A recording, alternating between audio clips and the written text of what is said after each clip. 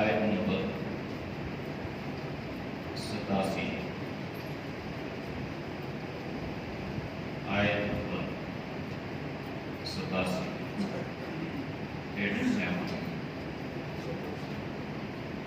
صفحہ نمبر 41 آیت نمبر 87.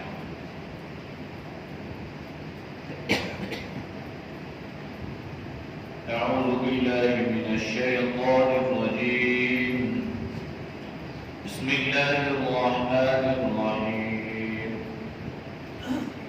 وأوحينا إلى موسى وأخيه أن تبوأ لقومكما بمصر بيوتا واجعلوا بيوتكم قبلة وأقيموا الصلاة وبشر المؤمنين. وقال موسى ربنا إنك آتيت فرعون وملأه زينة وأموالا في الحياة الدنيا ربنا ليضلوا عن سبيلك ربنا اطمس على أموالهم واشدد على قلوبهم فلا يؤمنوا حتى يروا العذاب الأليم. قال قد أجيبت دعوتكما فاستقيما ولا تتبعان سبيل الذين لا يعلمون. صدق اللہ العظیم. ترجمہ. وَأَوْحَيْنَا اور ہم نے وحی کی اِلَى موسیٰ موسیٰ کی طرف وَأَخِيهِ اور اس کے بھائی کی طرف أَن تَبَوَّأَ کہ ٹھکانہ بنا لِقَوْمِكُمَا تم دونوں کو اپنے قوم کے لیے مصر بیوتاً گھر بناؤ وجعلوا اور کرو بیوتکم اپنے گھروں کا قبلہ واقیموا الصلاۃ اور قائم کرو نماز وبشر المؤمنین اور بشارت ہے اہل ایمان کے لیے.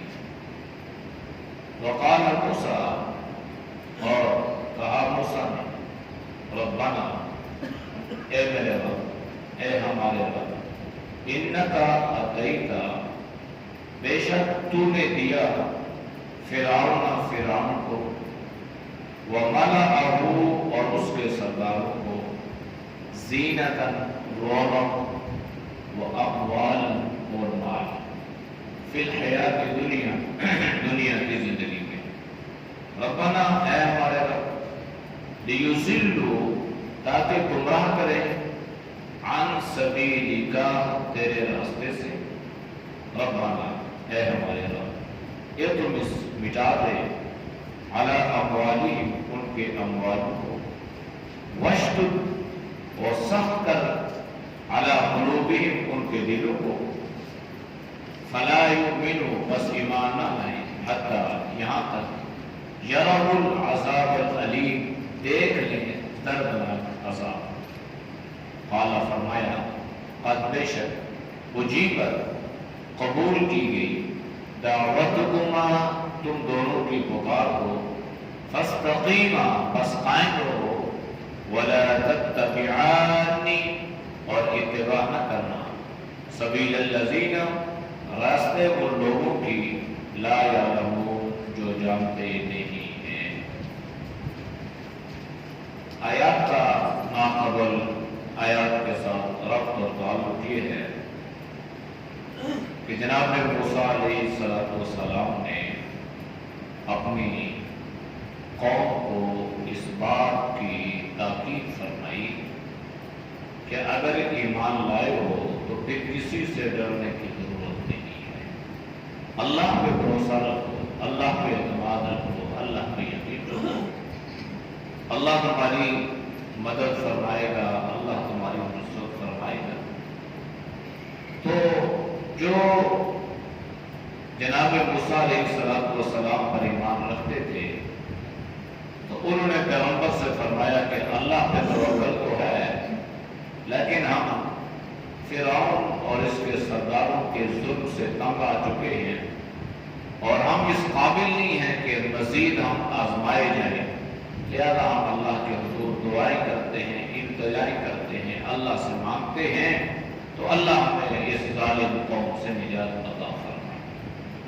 چنانچہ دعائیں مانگی، اللہ نے ان کی دعاؤں کو قبول فرمایا اور پیغمبر حضرت موسیٰ اور حضرت ہارون کو اللہ نے حکم دیا، فرمایا کہ وَأَوْحَيْنَا، اور ہم نے وحی کی إِلَى موسیٰ کی طرف۔ وحی سے مراد جناب جبریل علیہ السلام اترے، اللہ کا پیغام لے کر آئے موسیٰ کی طرف، وَأَخِيهِ، اور اس کے بھائی حضرت ہارون علیہ السلام کی طرف۔ کیا پیغام ملا؟ پیغام یہ ملا کہ ان تبوا لقومکما بمصر بیوتا، کہ اب آپ اپنے قوم کو لے کر نکل جاؤ، مصر میں جا کر آباد ہو جاؤ، اور یہ بھی یاد رکھ لینا کہ مصر میں آپ نے گھر بھی بنانے ہیں، لیکن کیسے گھر بنانے ہیں؟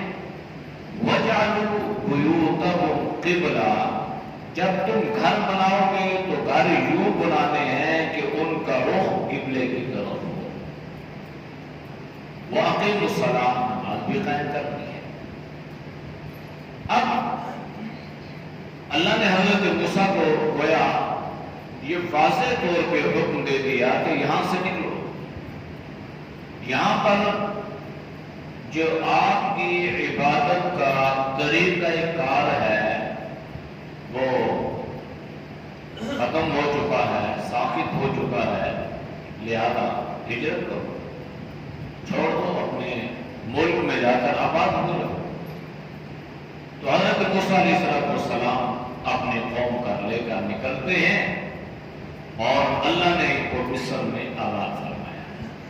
مصر میں جب آباد ہوئے تو پہلا کام یہ تھا کہ اس شریعت میں، بلکہ سابقہ شریعت میں، عبادت کے لیے ایک خاص جگہ کا تعین کیا جاتا تھا، یعنی ہر جگہ نماز نہیں پڑھی جا سکتی تھی، کوئی خاص مکان، کوئی خاص عبادت گاہ جو تھی وہ نماز کے لیے متعین ہوا کرتی تھی۔ ہماری شریعت میں اللہ نے آسانی فرمائی ہے۔ نبی علیہ السلام نے خود ارشاد فرمایا کہ اللہ نے مجھے گزشتہ انبیاء علیہ السلام پر 6 باتوں پر فوقیت عطا فرمائی ہے، اور ان 6 باتوں میں ایک بات یہ بھی ہے کہ اللہ نے میری امت کے لیے میری شریعت میں پوری کائنات کی زمین کو پاک بنا دیا ہے، مساجد مطہورہ، کہ اللہ نے ان کو سجدہ گاہ بنا دیا ہے، جہاں نماز کا وقت ہو آپ وہاں پر نماز پڑھ سکتے ہیں، ممانعت نہیں ہے، لیکن یہ شرط اپنی جگہ پہ ہے کہ زمین پاک ہو۔ لیکن جب زمین خشک ہو گئی، اگر اس میں نجاست خدا نخواستہ تھی بھی تو مٹی میں اللہ نے ایسی قوت، ایسی تاثیر رکھی ہے کہ یہ ساری نجاست کو، غلاظت کو، جراثیم کو اپنے اندر جذب کر لیتی ہے مٹی میں۔ پرانے زمانے میں جب یہ سوپ وغیرہ، صابن وغیرہ نہیں تھے، گھروں میں یا ہر جگہ پہ جو برتن دھونے کا معاملہ ہوتا تھا وہ یا ریت کا استعمال ہوتا یا مٹی کا استعمال ہوتا، خاص قسم کی مٹی ہوتی تھی، اس سے برتن۔ تو نبی علیہ السلام نے بھی ایک حدیث مبارکہ میں ارشاد فرمایا کہ جب آپ کے برتن کو کتا اٹھا کر جائے تو اس کو 7 مرتبہ مٹی سے صاف کرو۔ اس لیے کہ مٹی میں اللہ نے یہ طاقت رکھی ہے کہ یہ اس کے منہ سے جو جراثیم اس برتن میں آئے ہوتے ہیں تو یہ مٹی سارے جراثیم کو ختم کر دیتی ہے۔ تو خیر زمین جو ہے یہ پاکی کے حکم میں ہے۔ یہاں پر ایک مسئلہ ذہن میں آیا، اکثر آپ لوگ جنازوں میں شریک ہوتے ہیں تو وہاں پر بہن بھائی کی باتیں تو بڑی بیان کی جاتی ہے، لیکن مسائل کی طرف توجہ نہیں دی جاتی۔ مسئلہ یہ ہے کہ آپ جنازے میں شریک ہو گے، آپ نے جوتے پہنے ہوئے ہیں، آپ جوتے اتار نہیں سکتے، تو کیا جوتے پہن کر نماز جنازہ پڑھنی درست ہے یا نہیں ہے؟ سوال جواب یہ ہے کہ درست ہے، لیکن شرط کیا ہے؟ شرط یہ ہے کہ آپ کو اس بات کا یقین ہو کہ میری جوتی پاک ہے، یہ شرط ہے۔ جوتی پاک ہو تو جوتی پہن کر نماز جنازہ پڑھنا یہ درست ہے۔ اب دوسرا سوال یہ ہے کہ بہتر یہ ہے، تضرع یہ ہے، عاجزی یہ ہے کہ اگر ممکن ہو، کوئی کنکریاں نہیں ہے، کوئی کانٹے نہیں ہیں، جگہ ٹھیک ہے، گھاس ہے، سیمٹ ہے یا صحیح جگہ ہے، تو افضل یہ ہے کہ آپ جوتے اتار دیں، یہ افضلیت ہے۔ لیکن جنازہ آپ جوتی پہن کے بھی پڑھ سکتے ہیں، لیکن یقین ہو، اس بات کو یقین ہو کہ جوتی پاک ہے۔ اب اگر فرض محل کہیں پر بارش ہو گئی، ہمارے ہاں جیسے جنازگاہیں ہوتی ہیں یا ایسے، تو جانور چلتے رہتے ہیں، اب جانور جب چلتا ہے تو وہ پیشاب بھی کرتا ہے، جب وہ خشک ہو جاتا ہے تو اس کی نجاست ختم ہو جاتی ہے، زائل ہو جاتی ہے۔ لیکن اگر بارش ہو جائے، وہ جگہ پھر گیلی ہو جائے تو وہ نجاست کے اثرات پھر نکل آتے ہیں۔ تو ایسی صورتحال میں شریعت کا حکم کیا ہے؟ اگر جوتا پہن کے نماز پڑھ رہے ہیں اور جس جگہ پہ آپ کھڑے ہیں وہ جگہ فرض ناپاک ہے اور یقین ہے کہ یہ جگہ ناپاک ہے، تو اس کے لیے بہتر عمل یہ ہے کہ آپ اپنا جوتا پاؤں سے الگ کر دیں اور پاؤں آپ اپنے جوتے پر رکھ دیں۔ اب جوتے کا جو نیچے والا حصہ ہے نا، یہ زمین کا حصہ شمار ہوگا، اور اوپر والا حصہ جس پہ آپ نے پاؤں رکھے ہوئے ہیں وہ پانی والا حصہ، خشک والا حصہ شمار ہوگا۔ تو اس لیے کبھی اگر نماز جنازہ میں کسی نے جوتے اتار دیے تب بھی، نہ اتارے تب بھی، اب ہوتا کیا ہے، اب ہم ایک دوسرے کی طرف دیکھتے ہیں، اس نے جوتے نہیں اتارے، اس نے نہیں اتارے، بھائی سے یقین ہے کہ میری جوتی پاک ہے، لہذا جوتی پاک ہو تو جوتی پہن کے بھی نماز جنازہ پڑھی جا سکتی ہے۔ بلکہ فقہاء نے لکھا ہے کہ جب انسان نیا جوتا لے، نیا جوتا پاک ہے، تو نیا جوتا پہن کر اگر نماز پڑھنا ممکن ہو 2 رکعت نماز نفل، تو آپ جوتا پہن کے بھی نماز 2 رکعت نماز نفل پڑھ سکتے ہیں۔ پاک ہے نا، ناپاک تو نہیں۔ موزے پہن کے نماز پڑھی جا سکتی ہے، جرابیں پہن کے نماز پڑھی جا سکتی ہے، جسم کے اوپر کوئی بھی پاک چیز ہو پہن کے نماز پڑھی جا سکتی ہے۔ تو اسی طرح اگر پاؤں کے ساتھ جوتا بھی ہو تو وہ پہن کے نماز پڑھنا پہلی مرتبہ 2 رکعت نماز نفل، اس کو فقہاء نے پسند فرمایا ہے۔ لیکن ہمارے ہاں جو آج کل جوتے ہیں نا، ان میں نماز پڑھنا مشکل ہے۔ میں نے سوچا اس بات کو کہ اس دور میں جوتے جو تھے نرم ہوتے تھے، کپڑے کے ہوتے تھے، یا ایسا ہی چمڑا ہوتا تھا بالکل، تو اس سے پاؤں جو ہے وہ رکوع میں، سجود میں آسانی سے جو مڑتا تھا۔ تو آج کل کے جوتوں میں تو بالکل جیسے انسان ایسے ہو گیا، ایسے ہی ہو گیا، بند ہو گیا، اس میں تو ادھر ادھر نہیں رہتا تو سکتے۔ اس لیے یہ مسئلہ میں نے یہ بیان کر دیا، ذہن میں آیا۔ تو زمین جو ہے یہ پاکی کے حکم میں ہے۔ تو موسیٰ علیہ السلام کی شریعت میں کیا تھا؟ پہلی شریعتوں میں کیا تھا کہ ہر جگہ نماز نہیں پڑھنی، عبادت ہر جگہ پہ نہیں کرنی، مخصوص عبادت خانے میں جانا ہے، وہاں جا کے اللہ کی عبادت کرنی ہے۔ نماز پڑھو تب بھی، اپنی سابقہ کتب کو پڑھو تب بھی، یا کوئی اور ذکر اذکار کرنے ہیں تب بھی، تو اس امت کو اللہ نے یہ فوقیت عطا فرمائی، یہ شرف عطا فرمایا کہ جہاں چاہو سجدہ کر لو، جہاں چاہو نماز پڑھ لو۔ اللہ نے پوری کائنات کی زمین کو اس امت کے لیے آپ صلی اللہ علیہ وسلم کے بغیر سجدہ گاہ بنا دیا ہے۔ اب سوال یہ ہوا جی کہ نماز تو ہر جگہ پڑھ سکتے ہیں، پھر مسجد میں آنا، تو مسجد کی جو نماز ہے یہ فرض، یہ سنت مؤکدہ ہے، اور یہ سنت مؤکدہ ایسی ہے کہ اس کو فقہاء نے واجب قرار دیا ہے۔ وہ اس لیے کہ اس کی تاکید بہت ہے، اور آپ صلی اللہ علیہ وسلم سے تواتر سے اس سنت پر عمل کرنا ثابت ہے۔ یعنی کبھی ایسا نہیں ہوا کہ نبی علیہ السلام نے اکیلے نماز فرض پڑھے، باقی تو وہ سنت کی جماعت بھی نہیں ہے، نفل کی جماعت بھی نہیں ہے۔ اور نبی علیہ السلام کی ترتیب یہ تھی کہ جن فرائض سے پہلے سنتے ہیں وہ بھی آپ گھر سے پڑھ کے آتے، اور جن فرائض کے بعد سنتے ہیں وہ اکثر آپ جا کے گھر میں پڑھا کرتے تھے۔ گھر میں پڑھے یا کہیں بھی، بہرحال نماز کہیں بھی پڑھی جا سکتی ہے۔ پھر آپ جنگل میں ہیں، بیابان میں ہیں، سیلاب میں ہیں، سفر کر رہے ہیں، راستے میں ہیں، ڈیزرٹ، کوئی بھی ایسا بات ہے تو جہاں نماز کا وقت ہو گیا وہاں آپ نماز ادا کر لیں۔ اس جگہ کو، اس زمین کو اللہ نے آپ کے لیے پاک بنایا۔ تو اس امت کے لیے یہ نہیں ہے، اس امت کی خصوصیت یہ ہے کہ جہاں نماز پڑھو، ان کے لیے یہ قید تھی کہ بھائی وَجَعَلُوا بِيُوتَهُمْ قِبْلَةً، جب گھر بناؤ تو اس انداز سے بناؤ کہ گھروں کا رخ قبلے کی کرو۔ اس میں مفسرین نے یہ بحث لکھی ہے کہ قبلے سے کون سا کعبہ مراد ہے، بیت المقدس مراد ہے یا بیت اللہ مراد ہے۔ گزشتہ انبیاء علیہ السلام میں تقریباً زیادہ تر جو انبیاء علیہ السلام گزرے ہیں نا، ان کا قبلہ بیت المقدس تھا۔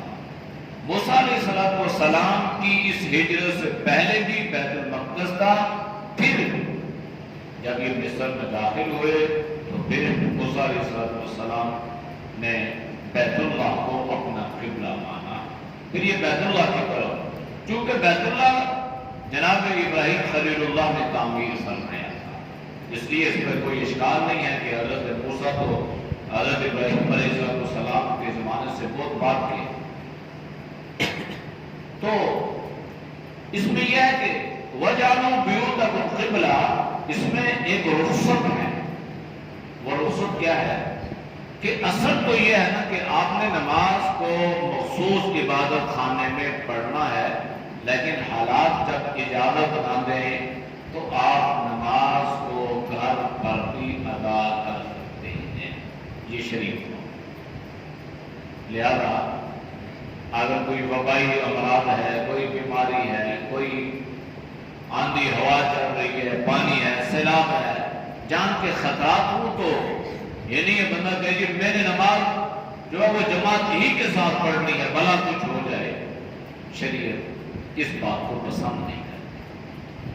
ہاں عام حالات میں کوشش کرے کہ نماز جماعت سے پڑھے، لیکن جب انسان کو اس بات کا خطرہ لاحق ہو جائے کہ کوئی نقصان ہو سکتا ہے، چاہے وہ جان کا ہے یا مال کا ہے، تو پھر شریعت یہ نہیں کہتی کہ اپنا نقصان کرو، پھر شریعت حکم یہ ہے کہ گھر میں نماز ادا کرو۔ اللہ نے دین میں آسانی بھی رکھی ہے، شریعت میں اللہ نے آسان، الدین یسر، دین آسان ہے، لیکن یہ نہیں ہے کہ چھوٹی چھوٹی کوئی بات، کوئی عذر، کوئی ایسا وہ نہیں، اس پہ نہیں ہے۔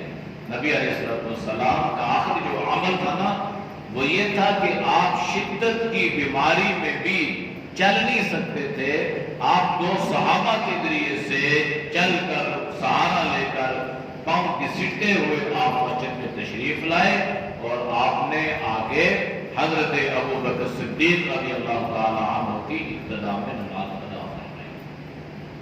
تو یہ آپ صلی اللہ علیہ وسلم کا آخری عمل یہ اس بات کی ترغیب دیتا ہے کہ حد الامکان انسان کوشش کرے نماز سے پڑھے۔ ہاں کوئی ایسا عذر ہو کہ خطرات لاحق ہو جائیں، دشمن کا خطرہ ہو، جان کا خطرہ ہو، جان مال کا خطرہ ہو، پھر ٹھیک ہے نماز آپ پڑھ سکتے ہیں۔ وَأَقِيمُوا الصَّلَاةَ، حضرت موسیٰ علیہ السلام کی شریعت کی میں جو نماز تھی اس کی یہ ترتیب نہیں تھی. مفسرین نے لکھا ہے کہ 3 نمازیں حضرت موسیٰ علیہ السلام کی تھی. اس لیے تو حضرت موسیٰ نے نبی علیہ السلام سے درخواست کی تھی کہ آپ اپنی امت کے لیے نمازیں کم کروائیں. میری امت جو ہے وہ 3 نمازیں نہیں پڑھ سکتی، آپ کی امت 5 نمازیں کیسے پڑھے گی؟ تو اللہ کے نبی نے فرمایا آپ مجھے بار بار جاتے ہوئے شرم، تو اللہ نے 5 کم کی ہیں. اب اگر میں جاؤں گا تو اللہ 5 اگر اور کم کر دے گا تو میری امت اس معراج سے محروم ہو جائے گی. تو نماز اس میں بھی تھی. اب طریقہ انداز عبادت وہ کوئی بھی ہو سکتا ہے، لیکن جو بہترین طریقہ، بہترین چیزیں، بہترین اوقات اللہ نے اس امت کے حصے میں عطا فرمائے وہ کسی امت کے حصے میں نہیں ہے. وَبَشِّرِ الْمُؤْمِنِينَ، اہل ایمان کو بشارت ہے. قال موسیٰ، اور موسیٰ نے فرمایا ربنا، اے ہمارے رب، اِنَّكَ آتَيْتَ فِرْعَوْنَ، تو نے فرعون کو دیا، وَمَالَهُ، اور اس کے سرداروں کو، زینتاً، دنیا کی چہل پہل، رونق، زیب، وَأَمْوَالًا، اور مال، فی الحیات دنیا، دنیا کی زندگی میں.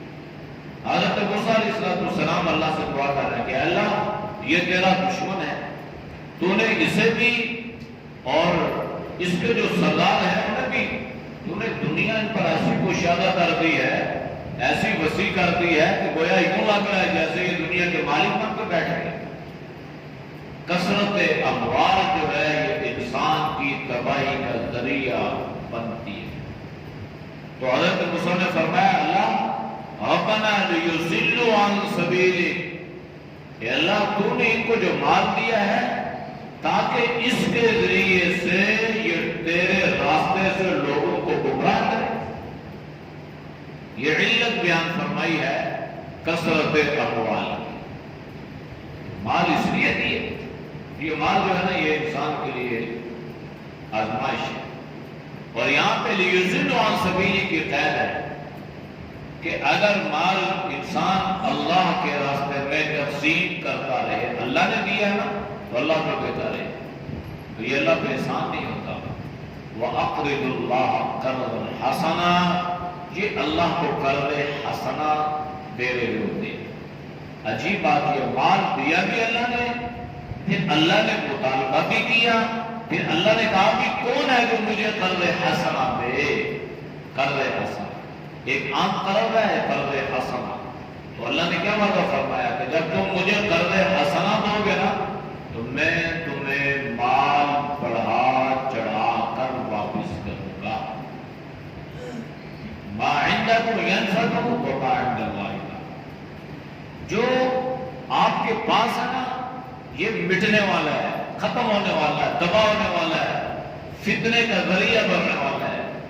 وما عند اللہ باق، اور جو آپ نے اللہ کے پاس بھیج دیا ہے نا وہ مال باقی رہنے والا ہے. تو اصل یہ ہے مال کی جو ہے مال گمراہی کا ذریعہ نہ بنے. جو حضرت موسیٰ فرما رہے ہیں کہ یہ ان سرداروں کے پاس مال ہے اور اس مال کی وجہ سے یہ گمراہی میں مبتلا ہو گئے ہیں، اور کیا تو نے مال ان کو اس لیے دیا ہے کہ یہ تیرے راستے سے لوگوں کو گمراہ کرے. تو مال دین کی سربلندی کا ذریعہ بنے وہ مال ہے. اور اس کے لیے انسان اپنے بارے میں سوچا بھی کرے. مجھے اللہ نے مال دیا ہے، میرے اس مال سے کوئی دین کو فائدہ کسی بھی طرح ہو رہا ہے یا نہیں ہو رہا. اگر ہو رہا تو اس پہ اللہ کا شکر ادا کیا ہے، اگر نہیں ہو رہا تو پھر یہ سمجھیے کہ میرے مال کو اللہ نے قبول نہیں کیا. اللہ جسے چاہتا ہے مال قبول کرتا ہے، ورنہ بڑے بڑے لوگ ہیں سرمایہ دار جاگیردار مال قبول نہیں کرتا. اور بعض ایسے لوگ بھی ہیں جن کے پاس وسعت کم ہے لیکن پھر بھی اللہ ان کو قبول کر رہے تھے.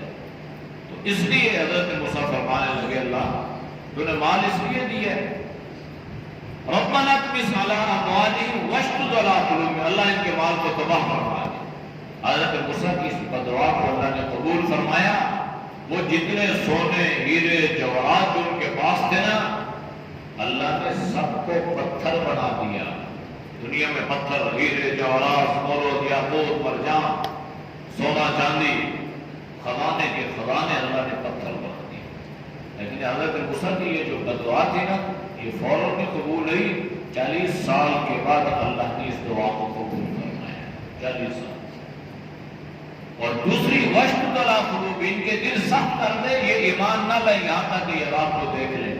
یعنی اب اتمام حجت ہو چکا ہے نا، ایسا نہ ہو کہ یہ عذاب کے آثار دیکھیں اور میں سے یہ کہہ دوں کہ اللہ کا عذاب آنے والا ہے، یہ توبہ کر دیں اور اللہ تو رحیم ہے تو ان کی توبہ قبول کر لے، پھر یہ لوگ میرے پیچھے پڑ جائیں. تو نے تو یہ کہا تھا کہ عذاب آئے گا، کدھر گیا تھا؟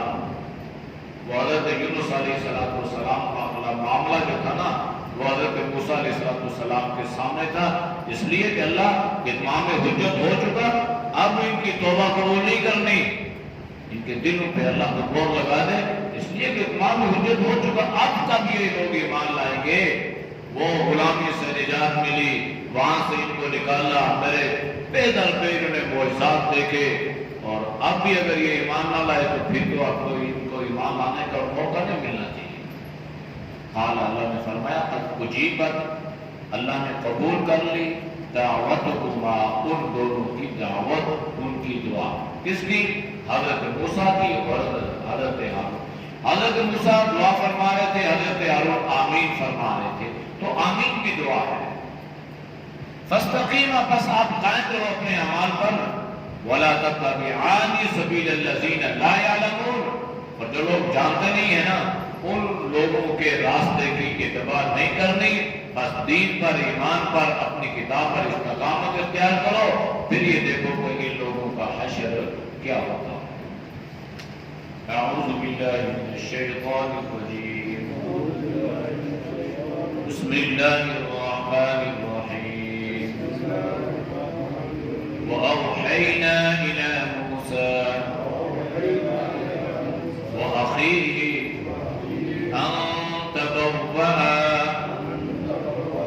لقومكما بمصر بيوتا واجعلوا بيوتهم قبلة وأقيموا الصلاة وبشر المؤمنين. وقال موسى ربنا إنك آتيت فرعون وملأه زينة وأموالا في الحياة الدنيا ربنا ليضلوا عن سبيلك ربنا اطمس على أموالهم واشدد على قلوبهم فلا يؤمنوا حتى يروا العذاب الأليم. قال قد أجيبت دعوتكما فاستقيما ولا تتبعان سبيل الذين لا يعلمون. الحمد لله رب العالمين والعاقبة للمتقين والصلاة والسلام على خير خلق محمد وعلى آله وصحبه أجمعين. یا اللہ ہم سب کے سجاد کی رحمت کو معاف فرما. یا اللہ ہم سے حفاظت فرما. یا اللہ صراط مستقیم نصیب فرما. یا اللہ دین کی سمجھ عطا فرما. یا اللہ دین کی محنت کے لیے یا اللہ جان مال اولاد قربان کرنے کی سعادت نصیب فرما. یا اللہ ہماری زندگی کو، یا اللہ ہمارے مال کو، یا اللہ دین کے پھیلانے کا ذریعہ بنا. یا اللہ پوری امت کی ہدایت کا ذریعہ بنا. حاسدین کے حسد سے، منافقین کی منافقت سے، یا اللہ شریر لوگوں کے شر سے اللہ تو سب کی حفاظت فرما. یا اللہ ہماری دعاؤں کو اپنی بارگاہ میں قبول فرما. صلی اللہ علیہ وسلم وعلی آلہ وصحبہ اجمعین.